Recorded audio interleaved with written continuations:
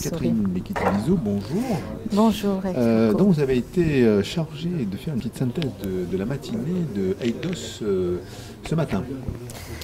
En effet, une synthèse, c'est beaucoup dire, parce qu'on a eu deux conférences extrêmement riches, avec d'un côté les neurosciences et leurs apports à la compréhension des apprentissages et à l'éducation, et une conférence d'Éric Tardif, et une conférence d'André Jordan sur le numérique et les apprentissages.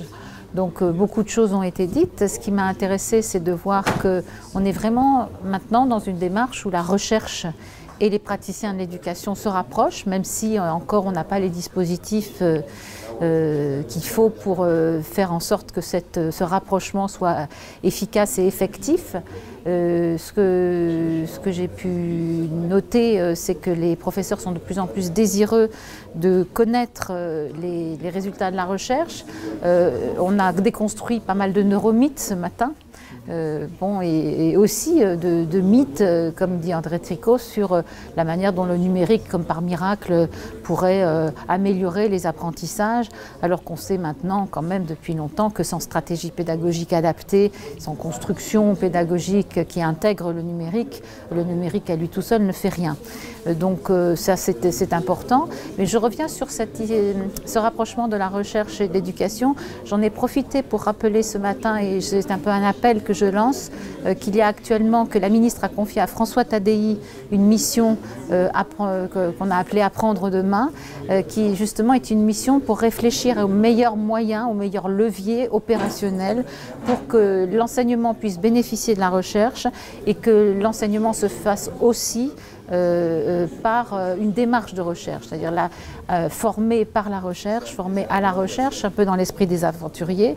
Et d'ailleurs, je rappelle que le CRI, le centre de recherche interdisciplinaire que dirige François Tadei, a en son sein les aventuriers qui sont ici présents. Donc tout ça, finalement, arrive au même moment, se croise.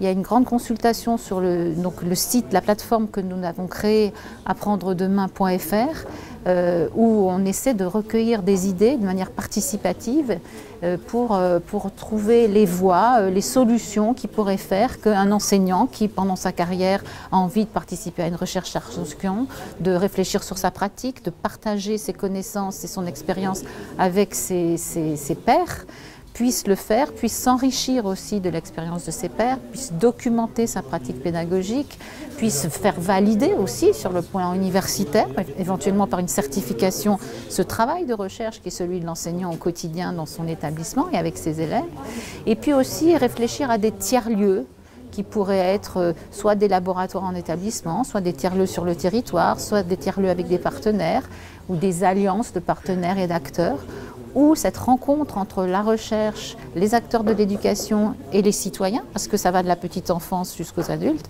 pourrait se faire.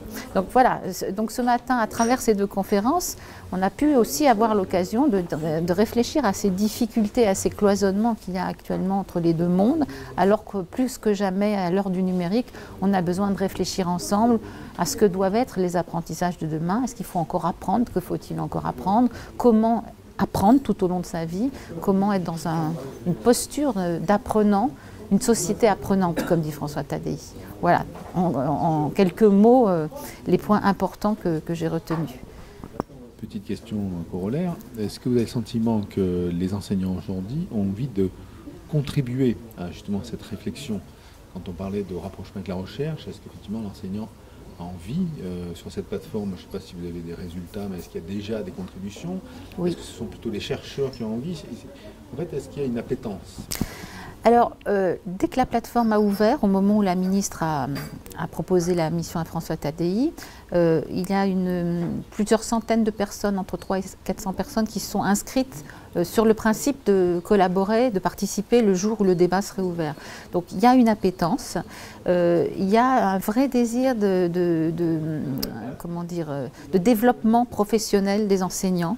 Il y a un véritable intérêt sur la recherche. Pourquoi? Parce qu'on est dans une période où tous les sujets d'éducation soient soit dévalorisés, soit polémiques, avec des polémiques très superficielles qui ne se fondent pas sur qui ne sont pas étayées par des vrais résultats scientifiques. Donc ce souci d'une rigueur scientifique, c'est ceci de confirmer aussi, de conforter par la recherche des intuitions et des connaissances que les enseignants ont dans leur pratique au quotidien. Ça, oui, il y a un vrai sujet.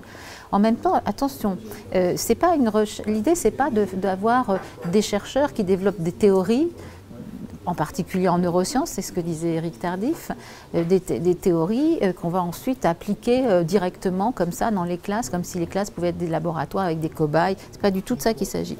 L'idée, c'est d'avoir une recherche participative où les chercheurs et les enseignants ensemble réfléchissent de manière constructive et progressive et évolutive, dynamique, à des solutions pour des situations données de classe, d'enseignement, etc. Donc on n'est pas dans un modèle descendant de la recherche qui va apprendre aux enseignants à travailler. On est plutôt dans un modèle qui remonte, encore que on peut avoir les deux aussi, parce que dans les deux sens, et d'ailleurs c'est ce qui se passe à Eidos, comme ça se passe à Ecritech, dans d'autres, à Ludovia, où chercheurs, acteurs aussi territoriaux, pas simplement les chercheurs, parents, associations et enseignants, ensemble font progresser l'école.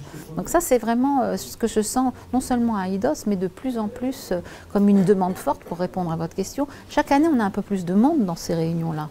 Il y a des moments de partage présentiel, et puis ensuite, ça se prolonge à distance sur les réseaux, voilà, sur les plateformes, sur les réseaux.